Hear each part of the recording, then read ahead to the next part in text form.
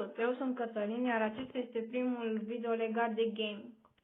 Astăzi vă voi spune cele mai rele lucruri care mi s-au întâmplat mie în Brawl Stars.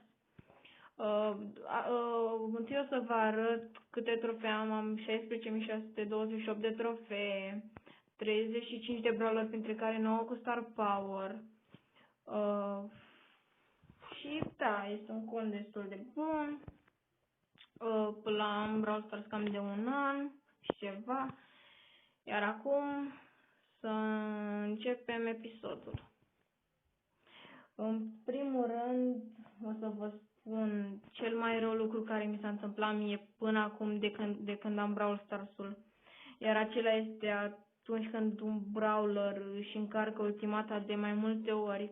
Cum mi s-a întâmplat în mai multe meciuri, am dat peste Shelly sau peste alți brawleri și efectiv când îți dădea damage și încărca ultimata de foarte multe ori.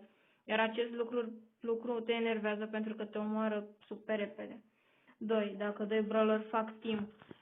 Cred că vi s-a întâmplat în meciurile de solo showdown ca doi brawleri să facă team, iar și asta te enervează super mult, mai ales că poate să te încolțească și imediat să te omoare. 3. Dacă un coechipier AFK, ca în mai multe meciuri, pur și simplu ori nu-i merge netul, ori refuză să joace, iar asta mi s-a întâmplat de mai multe ori și tot așa este foarte enervant. 4. Atunci când mai este puțin timp și se termină meciul. Asta mi s-a întâmplat mie și la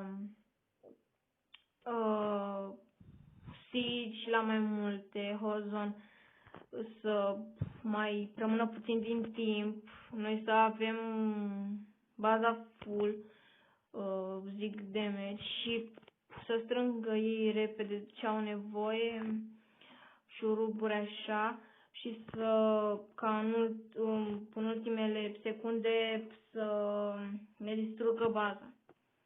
5 și ultimul, când încerci să crești în trofee, dar nu reușești. Asta mi s-a întâmplat de foarte multe ori, mă chinuiam și câteva ore și nu reușeam să cresc, chiar dacă aveam nevoie. Mi s-a întâmplat și pe brawler să fac rank up și tot n-am reușit. Cam atât cu clipul de astăzi. Știu că a fost cam scurt, dar sper ca pe viitor să fac clipuri mai lungi. Dacă v-a plăcut acest videoclip, puteți să dați subscribe, like, să trimiteți și altor prieteni să vadă și cam atât. Până pe data viitoare, eu am fost Cătălin. Pa, pa!